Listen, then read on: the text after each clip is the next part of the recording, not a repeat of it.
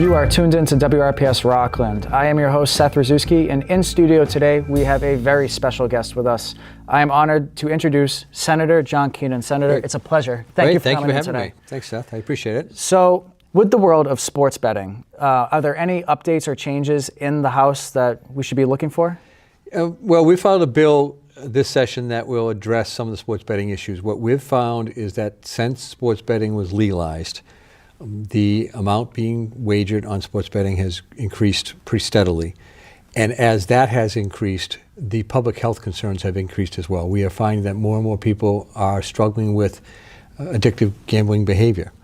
And there isn't really there aren't really supports in place right now to address that. We know how to address alcohol dependency and addiction. We've gotten better over the years with addressing opioid addiction by offering programs and recovery programs of that sort. We're not ready for sports betting and what we're seeing out there. In fact, on my ride over here today, I heard on the radio that how the number of internet searches have increased related to sports betting addiction and sports betting problem gambling habits. And so it's out there. People are betting an awful lot. They're betting more frequently. It's becoming a problem, and for many, it's becoming addictive. And so the bill that we filed is going to try to address or rein in sports betting a little bit. We're not going to try to ban it. We're not going to try to outlaw it. It's passed, so it's there. But one of the things that really draws people to it is in-game bets, prop bets, where they can bet beyond the game. They can bet on whether somebody's going to score so many three-pointers, whether the next play is going to be a touchdown, whatever it may be. They're prop bets, they're instantaneous, and they are highly addictive. So we're looking to prohibit prop bets during games. We're looking to prohibit advertising that occurs during games as they try to draw people in, enticing them with parlays through and other types of bets that they can make through their phones. We're trying to limit the advertising beyond in-game advertising, trying to make it less deceptive. Right now, you see on TV or you hear on the radio an advertisement that suggests you can't lose. No sweat bet. Bet $5, get $200 in credits. It's really designed to lure people in. And one of the things that we have learned and heard about specifically from people who are in recovery is the use of what they call hosts. Hosts are people who are employed by the industry, and they earn their pay based on what they get a person to bet. And so if somebody's struggling with being a dependent or addictive gambler, somebody who's addicted, they may be contacted, even if they've tried to quit, by a host saying, hey, we haven't heard from you in 2 or 3 days. How things going? We haven't heard from you in a week. Have you heard about the line in the Celtics game tonight? They try to entice people to bet more than they might otherwise be comfortable betting. And they give them rewards. I heard from a person who ended up being in the front row of a Philadelphia 76ers game and went on the court afterwards to meet Joel Embiid, the star of the Sixers. He got that through a sports betting company, even though he had been in recovery. They reached out to him, they enticed him with this, he relapsed, went to the game, had to tell his wife what was going on, and then thankfully got back into recovery. So there's just a whole host of things that we're focusing on. And the other one, to get the state better, give them a better ability to address addictive gambling, is to increase the tax that's charged to the operators, not the individual bettors, but to the sports betting companies. In Massachusetts, we charge a rate of 20%. And in 3 or 4 states around us, it's as high as 51%. So we're going to try to match the tax rate that other states are charging, with the idea that we then use that money, those funds that are come in through that, to help us with how we're going to handle this public health crisis. And it is becoming a crisis. What rules have been filed for the Massachusetts State Senate that have been passed or are looking to get passed? So every 2 years we start a new session, and we spend some time crafting the rules that will govern our session during the course of the following 2 years. And we have Senate rules that govern how we as a Senate will operate, and then we have joint rules that govern how we will operate in conjunction with the House of Representatives. So the Senate rules cover everything on how you speak when you're in the body, how committees will be chosen, how committees will report out bills to the Senate before they go to the House, especially if it's just a Senate committee. This covers a whole range of topics.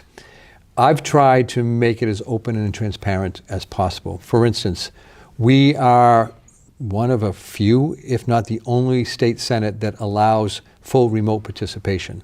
So members do not have to come to the Senate chamber to debate legislation or to vote on legislation. And I think we lose a whole lot because of that. We don't have the interactions that we need between colleagues when they run into each other and say, hey, what are you going to do on this amendment? Or do you plan on speaking? How's that bill that you filed working out? Do you need any help on that? Can I be assistance? Or I might ask somebody, I need your support on this bill. Would you consider it? Let's get together and chat about it. You lose all of that when you're participating remotely. So one of the rules change that we proposed was that in order to vote in a formal session, you have to be in the Senate chamber. If you are sick, caring for a family member that's sick, if you are disabled, things like that, then you have an excuse not to be there. But the default should be, the rule should be that you're there to vote. Also, one of the rules that we focused on was, and you hear a lot about this in Washington, D.C., are elected representatives using their position and the information they gain in that position for financial gain. Are they using the information they get to buy stocks, to sell stocks, to make money? And the rule that we've had governs individual legislators not using the information they get for the purchase of stocks for financial gain. So what we propose as a rule, and it was adopted, is that it not only would apply to a senator, a representative, an elected official, it would apply to the family members as well. What's the difference in whether I get information and trade on it, or if I'm prohibited from doing it, I go home and I tell my wife and say, hey, go out and buy this particular stock. So we looked to extend the rule so that it covers immediate family members, and it covers not only the purchase of stocks, but the sale of stocks, whatever it may be, for financial gain or to prevent financial loss. And I think that's just an important kind of transparency item for the Senate. So we tried to focus on those things. And the last one I'll touch on is roll calls. At one point, about 8 years ago, we had over 600 roll calls during a legislative session. We're down to about 240. And part of that's because we've become more efficient. But as we become more efficient, we've gotten in the habit of having these bigger bills that bring in a bunch of small bills, and so we vote on one bill. And I think that denies the people who vote for us the opportunity to know where we stand on individual pieces of legislation. And so my proposal was that we encourage roll calls through a bunch of different ways by making sure that they come before us and that we have to say yes or no. And we do that by making sure that we do them in what they call formal sessions. And so those are the types of things that we worked on in terms of rules. Some of them passed, some didn't, but we'll continue to try to make it more transparent and open and make us more accountable to the voters. Are there any new bills that are in the works or are looking to get picked up or even discussed about? Overall, this session we have over 6,000, nearly 7,000 bills that have been filed. Between the Senate and the House, there's 40 members of the Senate and 160 members of the House. So when you have people filing a couple dozen bills, it adds up pretty quickly. In my office, we file 47 bills that cover a wide range of topics. You mentioned sports betting. That's one of them. We have several behavioral health bills that we're focusing on. We have several substance use bills that we're focusing on.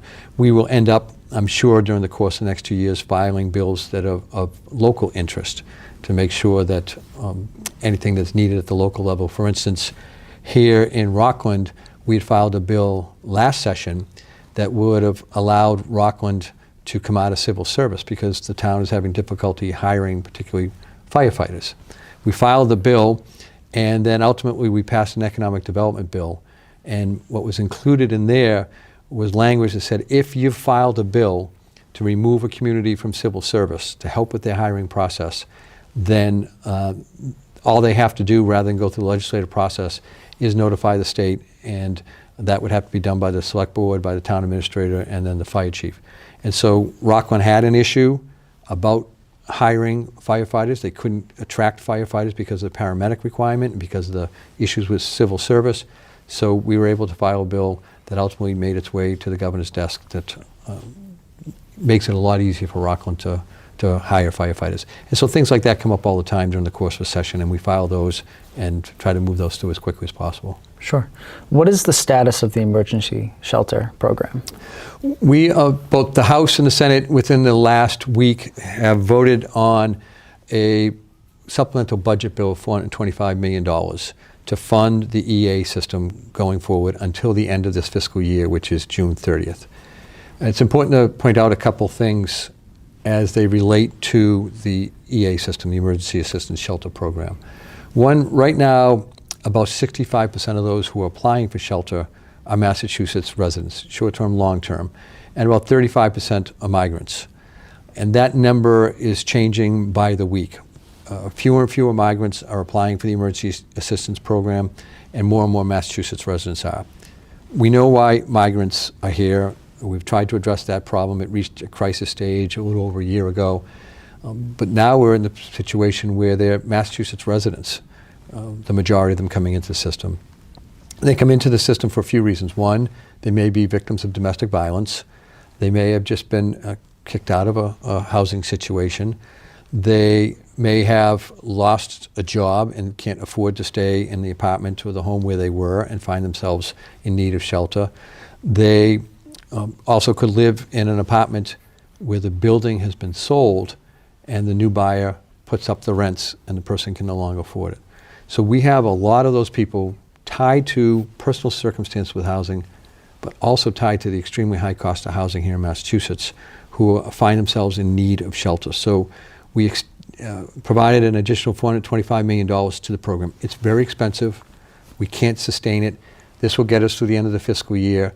And over the course of the next couple of months, we will continue to look at the shelter program, make improvements, make sure that it's accountable to the taxpayers, meaning that money's not being wasted, making sure that the people who are in the program have been properly vetted and that they are not a risk to themselves or to others or to the public at large. So a lot of those, I guess, improvements are in the works, and we will continue to look at everything as it moves forward. Sure.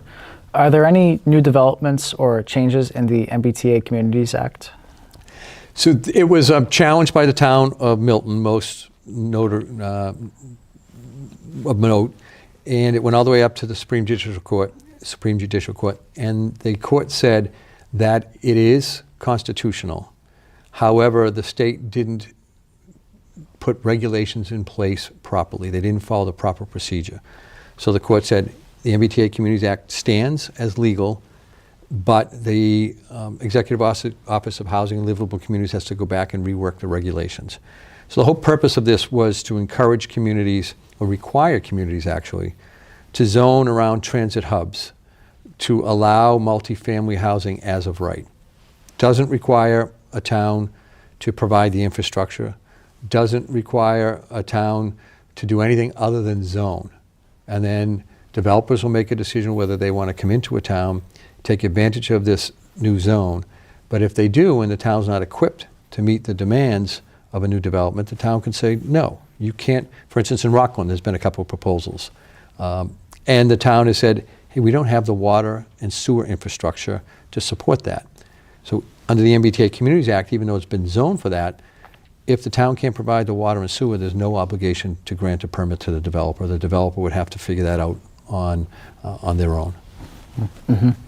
And has there been any progress or updates with the MBTA? It's going well, better than it was. I'm a pretty regular MBTA rider. I don't take the commuter rail. I know a lot of people down in this area take the commuter rail. I take the red line. It's gotten a lot better. Yeah. With the track work that they did during the month-long closure, the commute is much faster. So anybody driving from Rockland to Abington, Hanover, Holbrook, towns that I represent down here that go up to Braintree and get on the red line, they will find that the ride from Braintree to Downtown Crossing or Park Street or all the way to the other end in Cambridge is a lot faster than what it used to be. My son and I kind of have this running thing where he takes the train, I take the train, and we come home and talk about, hey, how was your commute? How long did it take? And my wife would say, what's wrong with you two? Is that all you think about is how long the red line's taking these days? And I kiddingly said, well, we'll put it on the whiteboard on the refrigerator every day to compare our commute times. But it's gotten a lot better. It's much more reliable. It's a lot faster. Speeds are increasing. Frequency of trains are increasing. But there's still a lot of work to be done to make sure that this progress continues. And the big issue over the next couple of years for the communities that are a little further away and not on the subway system, but on commuter rail, will be the contract for the commuter rail operator.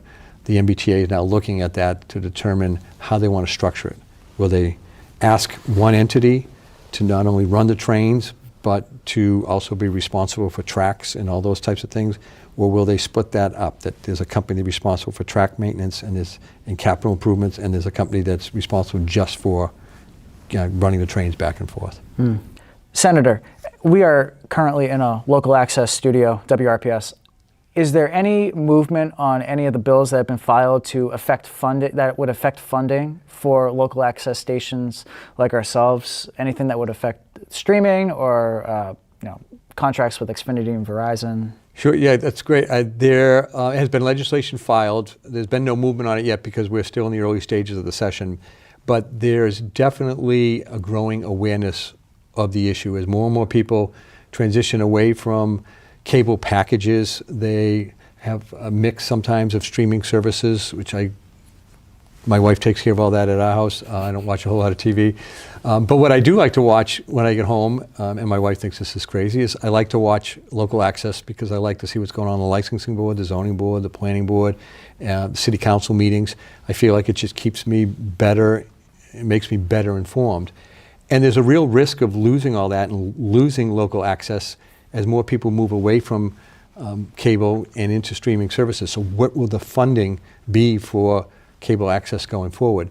So there's legislation that would tax streaming services and dedicate a portion of that tax to making sure that we're still able to provide good quality local programming. I just think it's so important. When you look at what's going on, and particularly in Washington, there's all kinds of issues about transparency. You go on social media, you don't know what to believe, who's reporting on what. When you turn on and you watch, for instance, what you produce here, it's real, it's local. When you have interviews like this, it's not filtered, it's out there for people. And so it is a great way for people to stay in touch with what's going on in local government and in other parts, other areas that affect their community. And the thought of losing that, I think, is scary in this day and age. And so I hope, and I will continue to advocate for legislation that puts a funding stream in place so that this type of work can continue. It's just more than ever, it's so important. Well, Senator, I want to thank you for coming in today. That's all we got for questions. So Right. Thank you very much. Thank you. And thank you. You have tuned in to WRPS TV. Thank you.